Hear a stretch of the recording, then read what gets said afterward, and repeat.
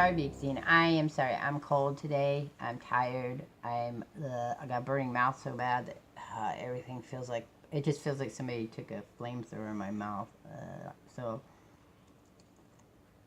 that's how that is.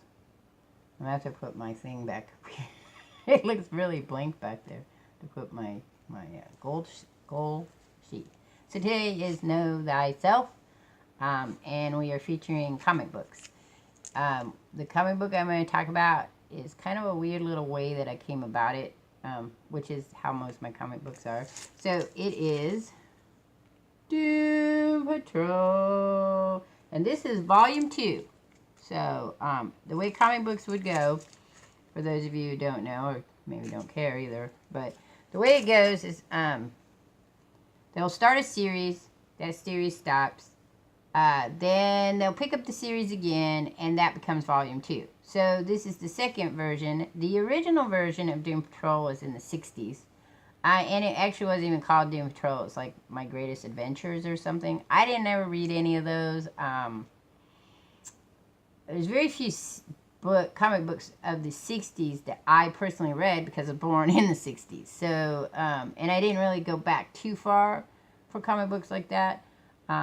Because I actively, like I said, I didn't start really collecting comic books till I was about 5, 6, 7 years old. I started buying them probably around 7 or 8 years old, my allowance. Prior to that, all my comic books came from my aunts and uncles. So my grandmother would, and I've said this before, but I'm going to say it again. I think I said it before. She would throw them all in this big giant box, and as a little girl, I remember the box and me were almost the same height, and me crawling into the box, and she had this room that was the coat closet, because they lived in an older house that actually had a big circular room in the middle of the, at the end of the part of the house, that the coat hanger, the closet part went all the way around. And so I would go in there, and there was a little pull light, and I'd pull the light, and there'd be all these coats and everything, and there's like a little bench area around it underneath the coats where you were supposed to sit and take your shoes off and stuff like that, or change or whatever. It was kind of like a walk-in closet style of probably the 40s, 30s, 40s, maybe the 50s, I don't know. So that's again my earliest visions of comic books. All right, so that's how I, my comic books, that's how they started when I was early. And then I would pick my own comic books based on things that I liked. So I liked female superheroes. That was my thing, because I'm female, last I checked.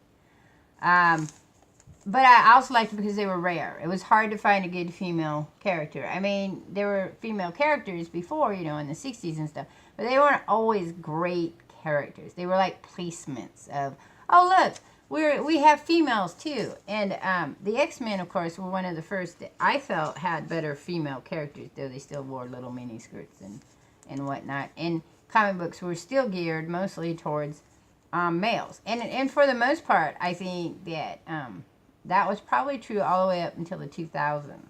That's my personal experience. I mean, there could be people out there that argue that, but...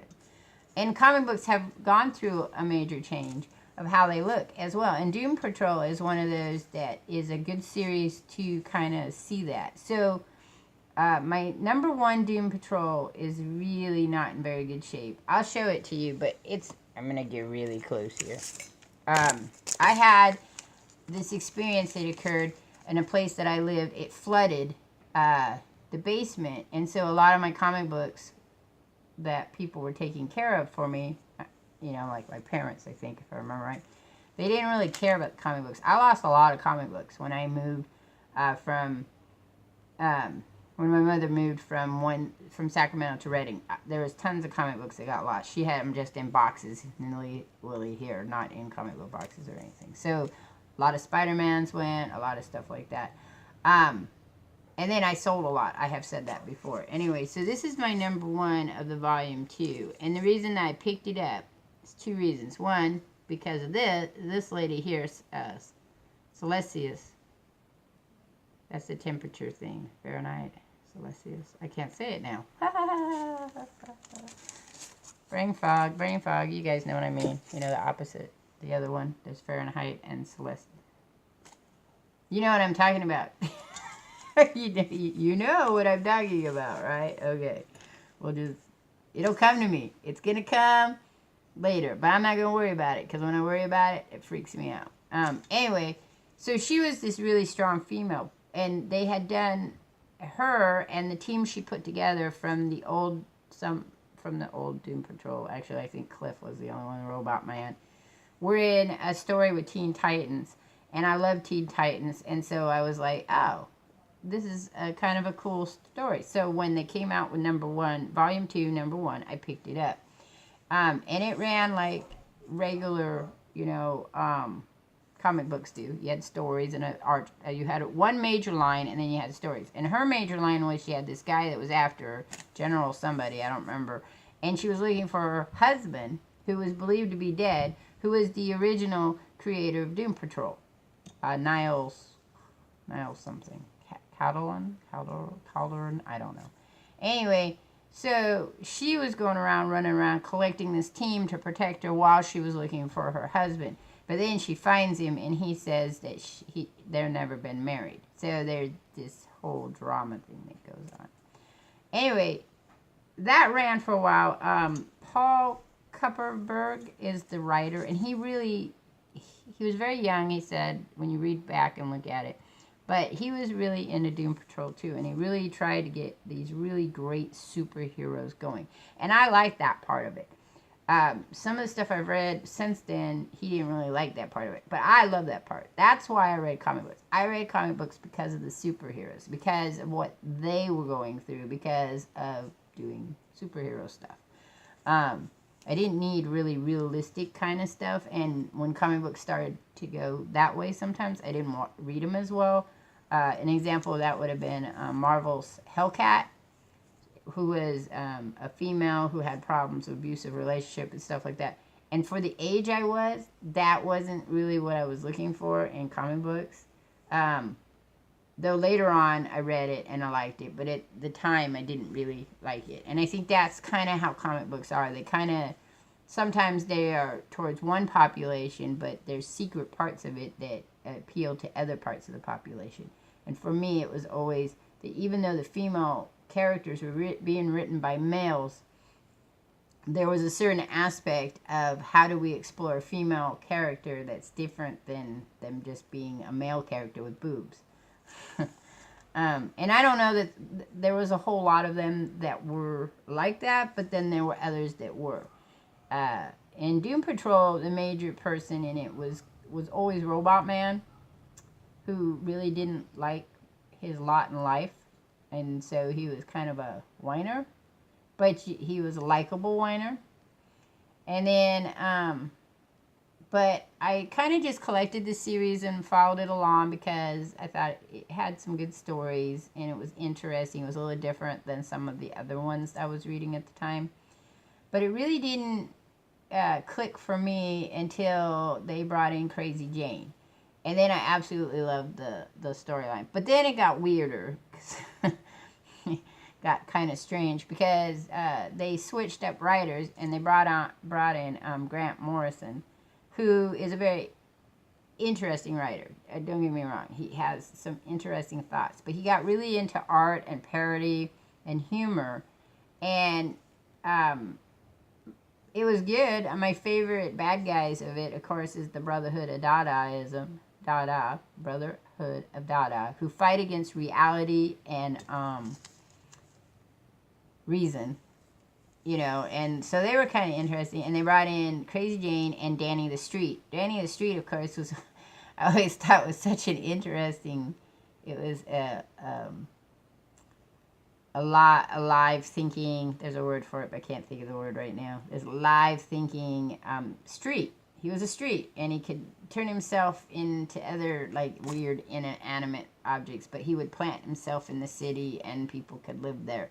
At the end of Grant Morrison's run, Part 2, Volume 2, Crazy Jane goes to live on Danny Street. I don't remember quite what happens to Crazy Jane after that. But she was, I thought that she was an absolutely fabulous character. Here you had a character who had multiple personalities, who, those personalities had power. And yes, I know the X-Men visit that too with Legion, and I get that. But I feel like Crazy Jane's was even more so because she had more than just the three. In Legion, he had three. He had his main personality, and then he had a fire starter, a telepathic person, and a telekinesis person, because he was the son of Professor X. But Crazy Jane had abuse, which probably is why it clicked with me, and then she had this sense of other powers that were geared by these other personalities. I just thought that was very, very cool. I don't know if somebody who suffers from multiple personality disorder or dissociative personality disorder really thought that Crazy Jane was was a really good take on that. I mean, just because it's in the comic books doesn't mean they research it and it's, you know, on par. They try sometimes, but because it's you're thinking outside the box kind of thing, you know, and not in reality. And Grant Morrison kind of leaves, you know, and brings on Rachel Pollack, takes over. Pollack.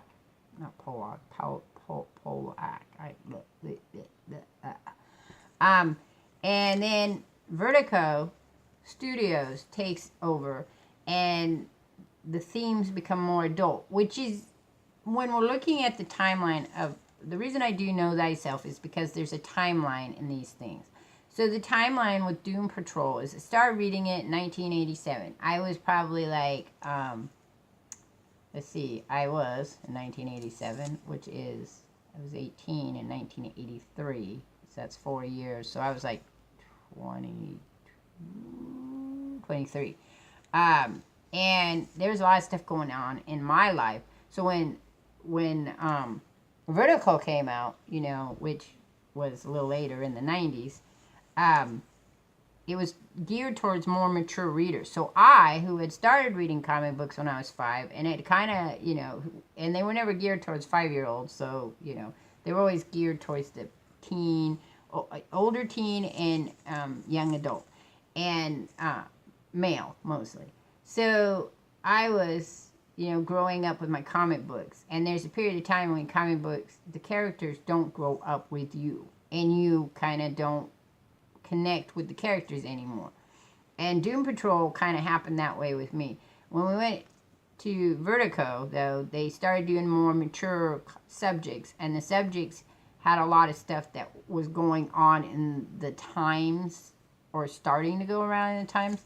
So that had an interesting aspect. But I don't feel that the comic book itself, I think it far reached what it was trying to do. You know, I felt like it wasn't, with Grant Morrison, you had some parody humor and oddities, you know, going on. But in the next part of the volume, it was like a mixture between superheroes and real life. And the only comic book, personally, I felt have done that really well has been the X-Men. Even the Fantastic Four. I never really thought the Fantastic Four did very well with that connecting. Marvel does pretty well. They do a little better. But I didn't feel like, for me, X-Men was always that. Spider-Man, he, to a little bit of a degree, but it was so long, took so long for him to grow up that you just didn't feel like he was keeping pace with what was going on. But the X-Men, because of the nature of their characters, always seemed to have a little more connection to the world that we all lived in. Even not just them, but us. And the writers, and the people trying to write about stuff. And the people trying to, you know, move from that. But still keep, as superheroes, still be doing the superhero kind of thing. As I've gotten older, One of the things in comic books that and stories and things that kind of get to me is that it seems like you have to you beat one bad guy or one bad situation, and then the next one's worse. And there has, to me, it would be good to have this, and maybe I'll write something like that, where there's just a constant. It's a constant, but never worse, but never lessen kind of thing. Like war, I guess. War is like that, where it's a constant thing. And,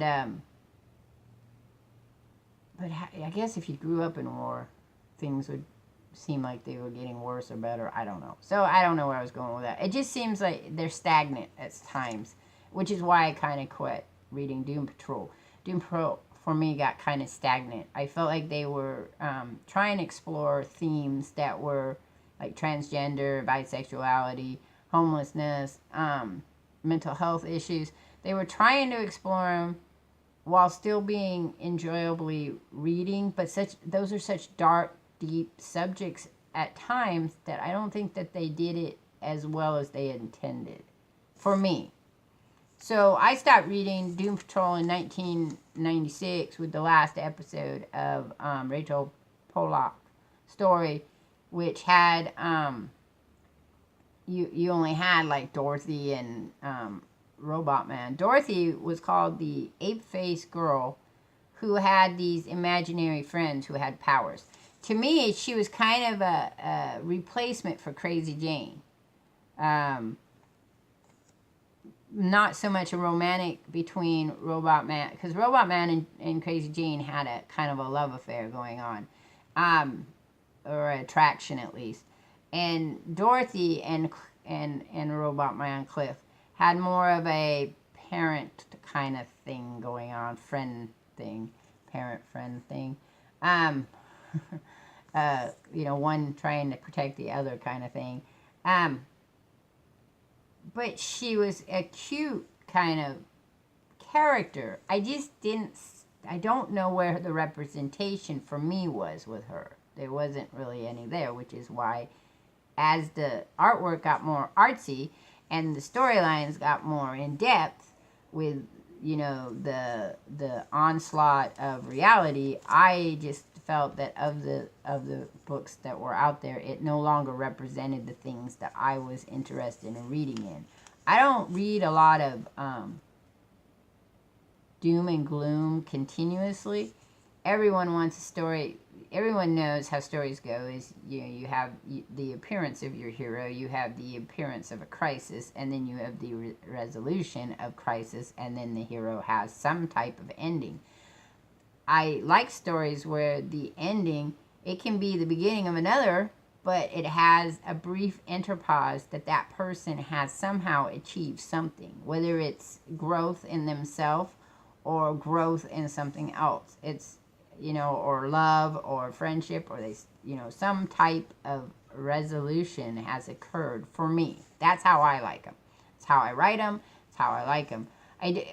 I personally like where you have that resolution and then you start into another one. But I have no problem in there being just an ending. Like, that's the end, goodbye, there is no more, don't ask me, who knows where they went after that. You kind of have to make it up on your own as you go along. That's okay, too. I think, for me, what I feel like in the years that have come, that people are having a harder time letting go of their characters. Maybe because good characters are hard to find. Maybe it's hard to find that character that you connect with and then you grow with and you want to see them in some aspect. But I don't know if that's true for everybody. I know for me, I want to see, I would have rather saw Doom Patrol end and then restart up, which they did with a bunch of new people, but, and have a connection at some point. But I like to have the storylines kind of, this is what happened, here's the end of it.